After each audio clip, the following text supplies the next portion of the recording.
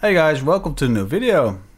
If you're into Linux and if you're interested in rising i3 from scratch, then you come to the right video. So what I'll do, I'll pop in a Fedora 36 i3 spin and just start from scratch. Start with a plain desktop out of the box and step by step show you the steps I take to get to something like this. And you can take it away from there, but I give you the building blocks. It's very easy to follow along, just some basic skills are needed.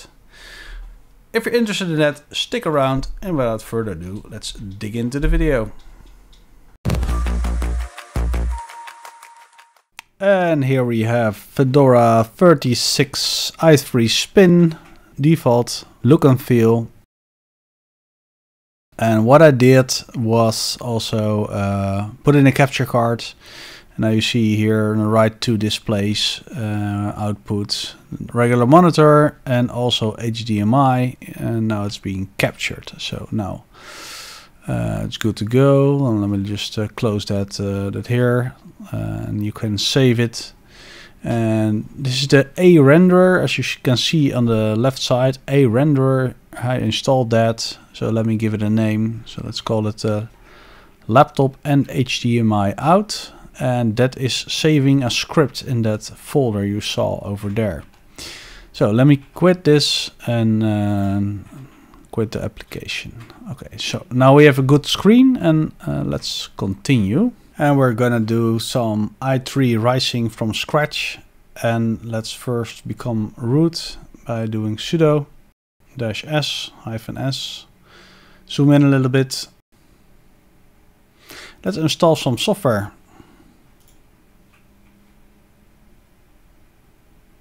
And this terminal, this out of the box terminal, is XFCE4 terminal. So that's the Fedora i3 spin gives you that terminal out of the box. So I think it's a good choice. A lightweight terminal, but still has some features.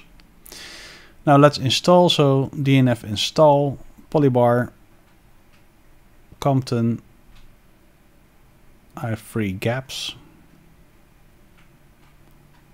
fe for wallpaper and kmix. That's actually not really necessary, kmix, but anyway. Lock screen and neofetch. So here it says, well, if you want to install i3 gaps, then you need to erase the normal i3. And I'm gonna ahead and doing -- allow erasing.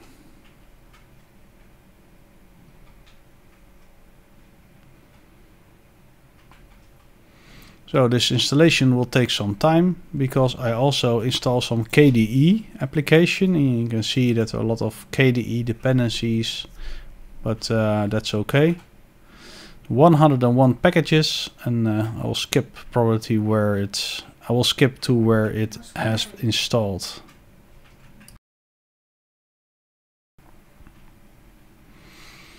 So installation has been completed.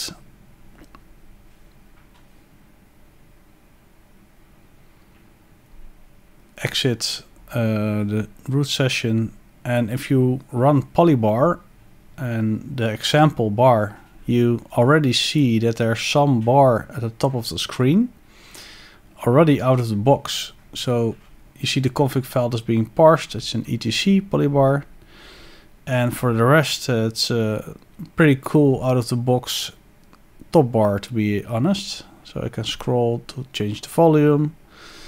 So there are lots of customizations possible, but it's a good starting point to have this polybar. If you run polybar example, then you will have this one. Let me select it and copy it to my clipboard.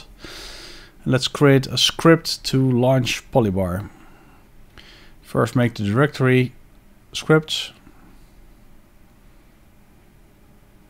Go into there.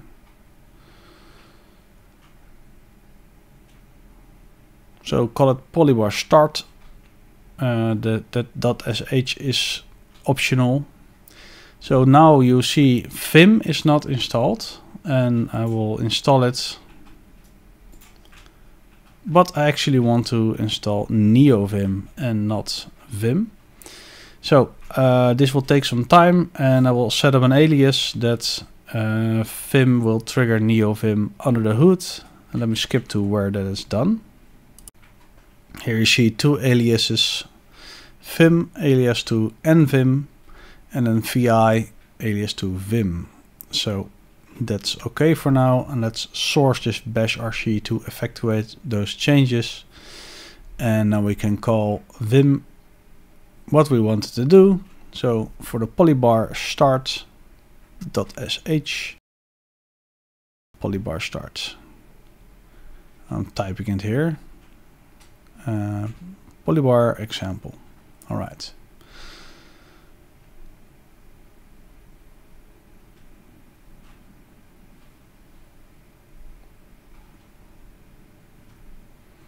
And before we start polybar, we first want to kill all the instances of polybar.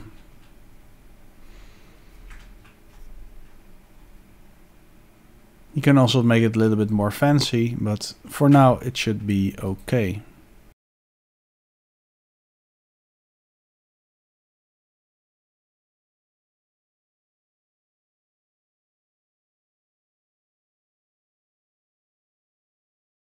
And now you can launch it. Okay. So now you have it, and you can put that in your i3 configuration so it automatically starts the polybar each time you log in. So open up a new tab to continue. Rofi is not installed, so let's install it.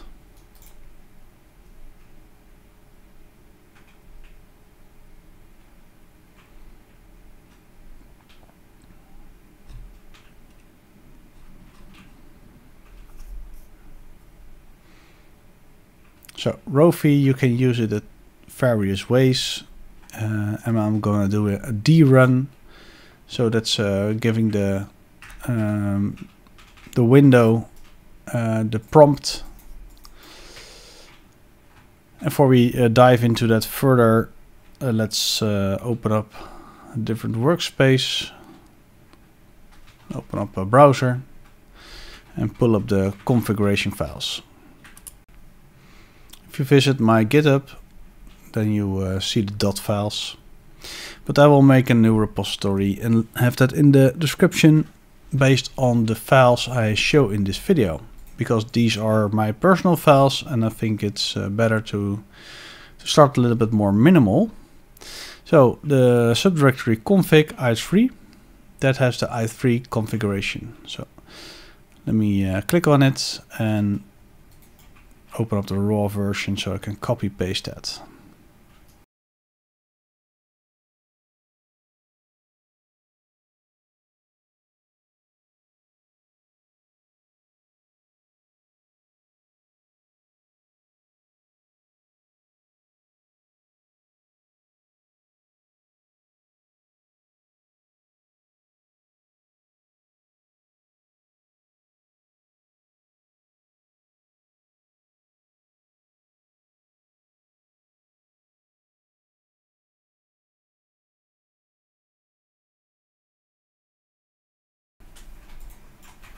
Paste in that same information.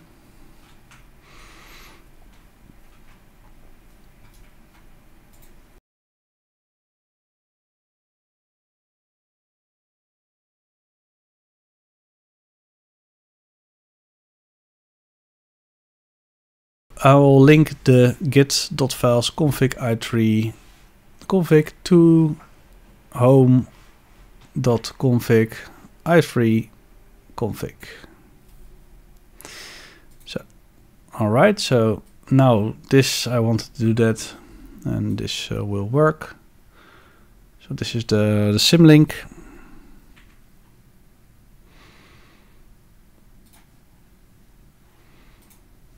So you see here the symlink is created. And I will log out i3, put the polybar start in the config file. So before I do that, I create an alias.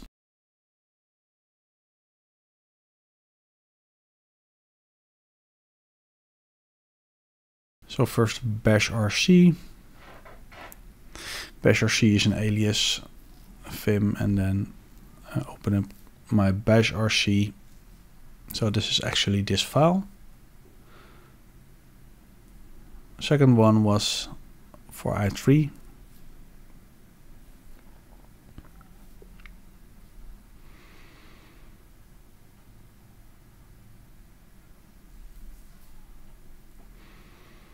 So that's config. Okay, single quote, dollar being there. So I'll exit i3. So I logged back in again. You see polybar is being triggered on top. But if you hit mod enter, then the terminal is the sensible terminal. And that's actually not the terminal that I would like to use. So I'm trying to figure out why this was exactly the case. You see here, if you hit mod D, you will trigger the drun. So that's it's a very nice feature. So here's the terminal. And I will put that in the i3 config file that I want to use, that one. And here the home is okay. And yeah, so you see the alt tab there, and then the start terminal. The alt tab just demonstrated that. And then here the terminal. XFCE4 terminal. So that's the correct one. And I think I just typed here.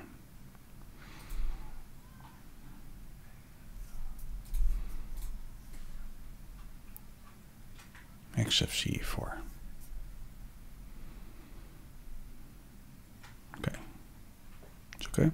Second line is Firefox. So if you hit mod B, then it will trigger Firefox. And mod, if in case you're wondering, it's on my Windows key. So we have mod, and that's mod 4. As you can maybe see here. Mod 4. Mod 4 is Windows. And mod 1 is Alt. So this is Firefox, and we have the config file we just used. So you don't see a window or a title bar from Firefox, and that's some trick, and I will get to that later. So some volume controls, you see navigation, the Vim navigation.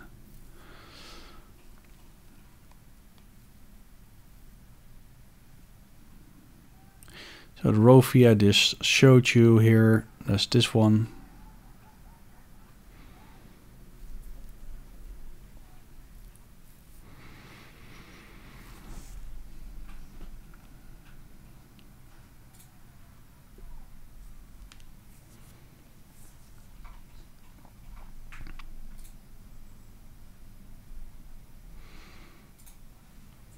So now to compton.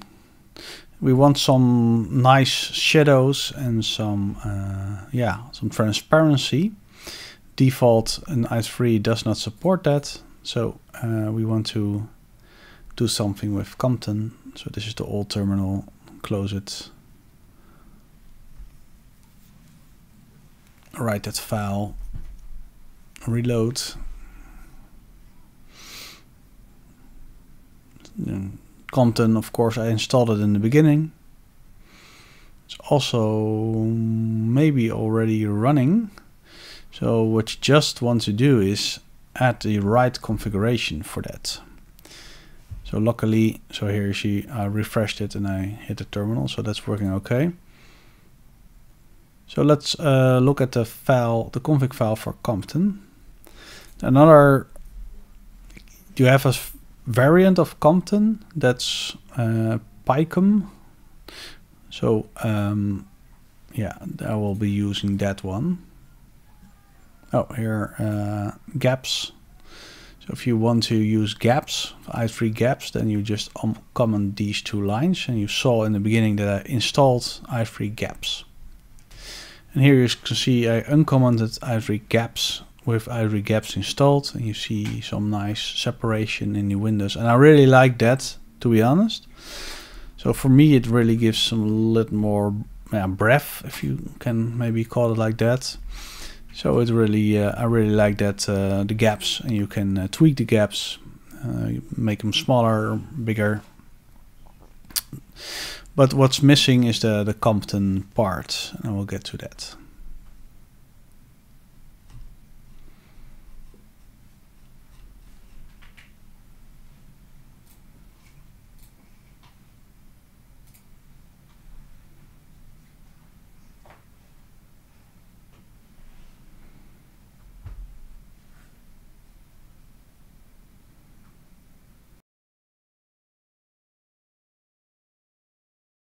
And let me go to the config file. So config, you see here picom conf. So grab that file.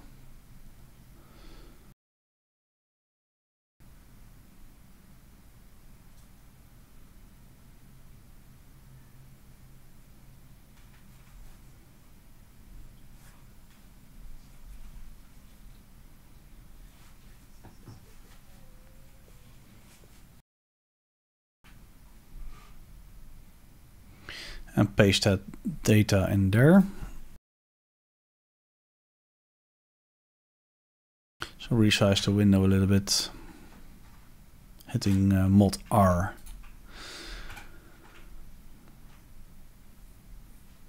So I think this should work reasonably well.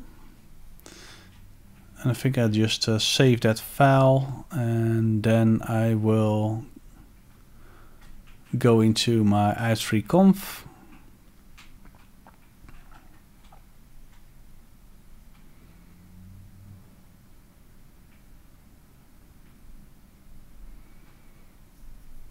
Put that picom into the folder.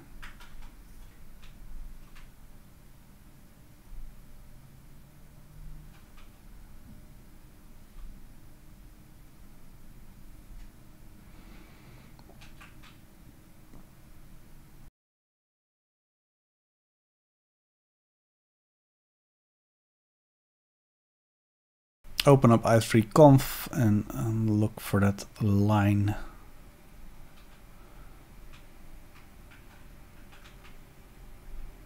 Better not find picom,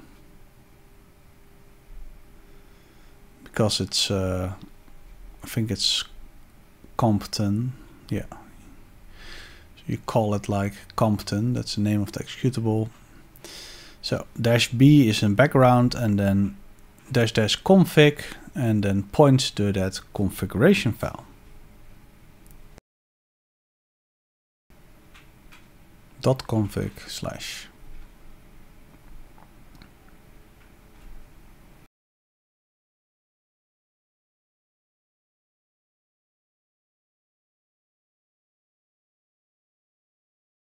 linking, need to link it still.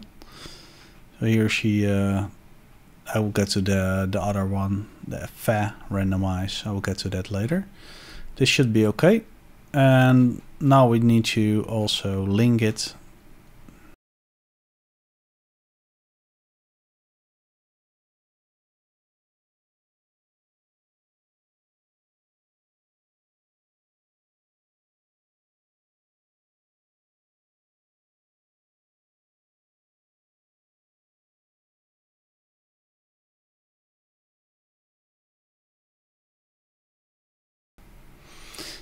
So link it to git dotfiles config picom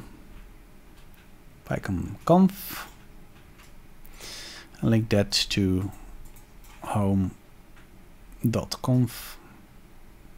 config, sorry, picom.conf. Now you have the symlink created. And all I have to do now is log out. So yeah, I just want to do exit, I think, here, and let me log back in. And once you log back in, you should immediately see a change, and that's the heavy shadows. So, but you see some more depth here, as you can see here. Open up two terminals and they have some shadows. All right, so and open up a new one, of course. I think the shadows are quite heavy, and I will change that as well.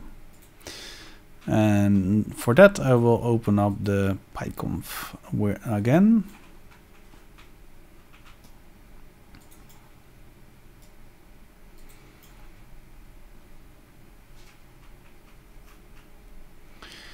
And look for the shadow or blur shadow.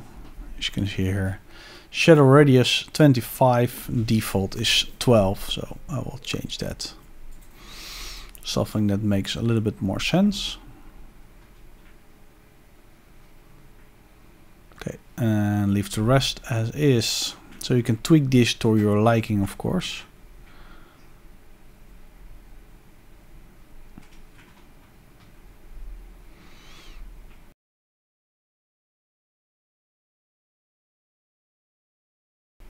I think I'm looking for the transparency options here.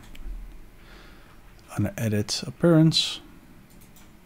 Here you can change the background to transparent, so you can play with it. But the shadow also gives a very dark background. So, but I think it's okay in terms of usability to have a slight transparent window is okay, but not too much.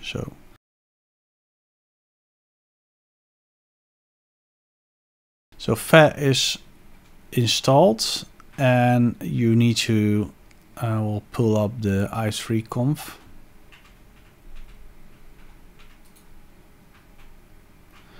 So pictures, and make it here wallpapers.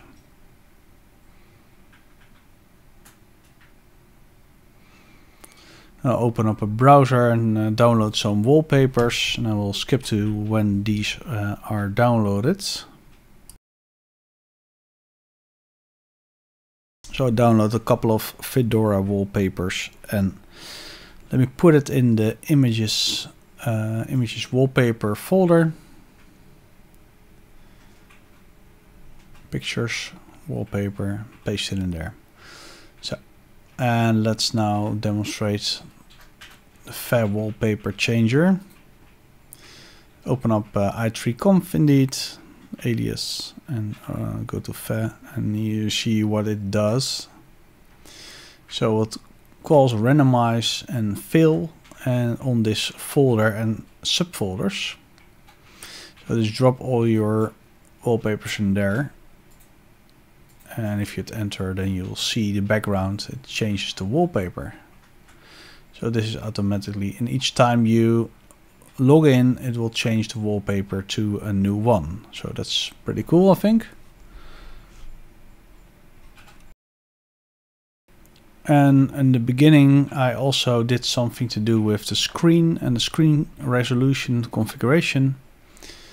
And I will add some command line there to call the right screen configuration. Let me search for the right command there.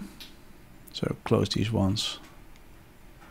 So if you had mod shift Q, you will close the window. Screen layout, so this is the one.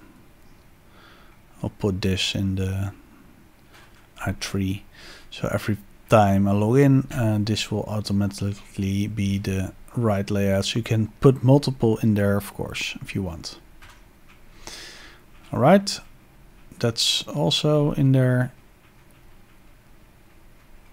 and do that before you do the wallpaper thing.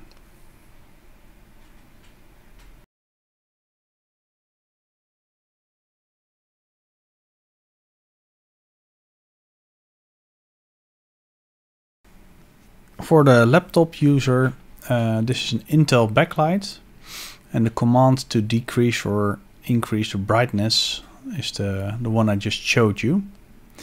And I will I did it before with X backlight, but that wasn't working anymore. So this basically, I will put the right command in here, and you can see here the brightness monitor up. That's the key on my laptop keyboard, and paste it in there. So you have steps of 30, and I will do a plus here. And for the decrease, we'll put decrease minus 30 in there. So that's good to know. That also then works.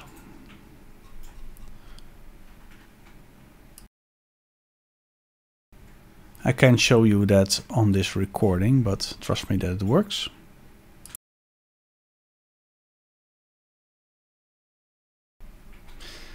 So I also mentioned that the web browser did not have some kind of title bar, and this Firefox and figures looks okay. So let me show you where it is. On the below part of the file, you see here Firefox no title bar. You see the for window title is Mozilla Firefox, you border pixel 0. And if I would change that back to border normal, for example, and then some thick border, and reload the i3, then you will see the change for this. So let me save it, reload it, and then you see here some thick border, and yeah, this looks a little bit more clunky, but you can imagine that you can change this in this way. So the way to see the titles, you can guess, of course, but also X props, and then you have some kind of cursor, you click on it, and then you see the properties. So you can also do floating enable, and do all these changes. So if you have a new window matching a certain class or certain title, you can automatically do it floating, that it will not be put into a grid.